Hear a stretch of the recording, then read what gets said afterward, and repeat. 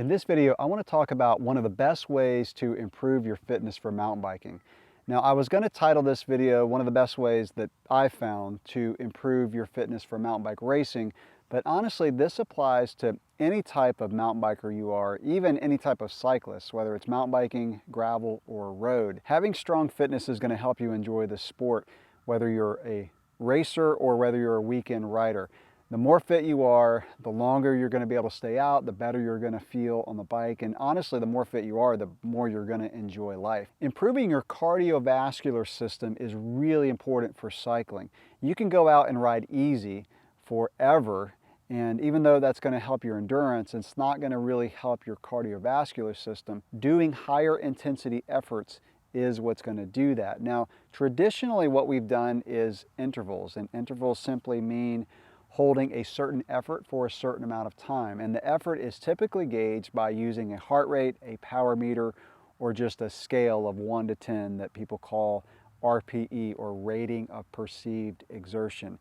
It's just a certain effort for a certain amount of time and then repeating that. Now they work, and the nice thing about intervals is they not only give you a goal to work towards, they also help you ride a certain effort during parts of the season. So there are times when you're not riding as hard, you don't want to ride as hard, and then there's times where you want to ride really hard. The issue with intervals for me is that they can just simply be boring. Sometimes it's hard to motivate yourself to get out by yourself and just do intervals week after week after week.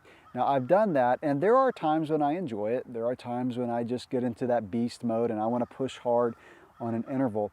But the other issue that I have with intervals is there's not really much to take your mind off of the pain that you feel in your legs and in your lungs, especially if you're just on a road or on an indoor trainer. It can be hard to hold the effort. So what I've found to be more effective, and again, this is just me, but I love doing mountain bike time trials for a few reasons.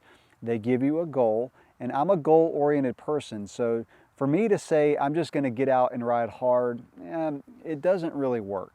Again, that's just me. The other thing that I really like about mountain bike time trials is it gets your mind off of the pain.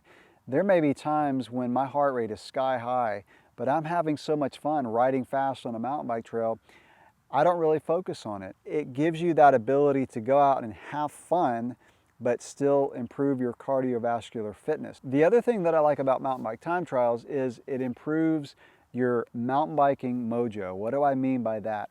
That is that skill, that feel for the trail, that intuition that you have on a mountain bike that you can only really gain by riding, and really gain by riding fast. So you could go out and ride easy, but you're only going to improve your skill on a mountain bike so much versus riding hard. So when you're pushing hard, you're learning how to corner the bike hard. How far can you lean the bike over? How do the brakes feel in the corner? How do the brakes feel coming really fast into a corner? And how do you feather them and get them, to lean the bike over without skidding out?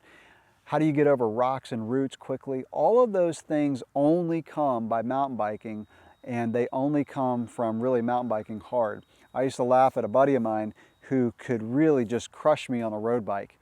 But when we did a mountain bike race together, I would pretty much always beat him because he didn't spend that much time on a mountain bike. You can get out and do intervals week after week after week, but if you're not spending much time on a mountain bike, you're only going to help your mountain biking mojo so much. So for my mountain bike time trials, I have about, 4 or 5 segments that I do, and they can range anywhere from 5 minutes to 10, 15 minutes, even up to like 45 minutes. Back when I was really serious about cross-country racing, I had a section that took me 45 minutes, and there were days when I did it twice. The nice thing about doing mountain bike time trials is you really don't need any electronics at all. You can throw those out, and all you need is a stopwatch and your bike, and you're good to go.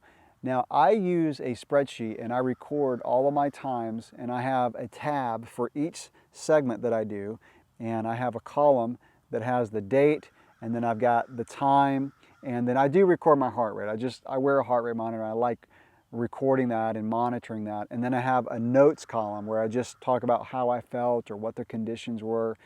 And so it's fun to go back and look at your times from other weeks, see how your times compare to previous years, if you have the ability to do the same segment year after year. And it gives you that ability to monitor and track your fitness. It also helps you compare equipment. So I use it to compare bikes, I use it to compare tires, whatever. It just gives you that history to compare yourself to yourself, and like I said, compare the equipment that you're on to other equipment. Before I wrap up this video, I do want to mention another way to motivate yourself to push hard, and it's a no-brainer, but it's group rides.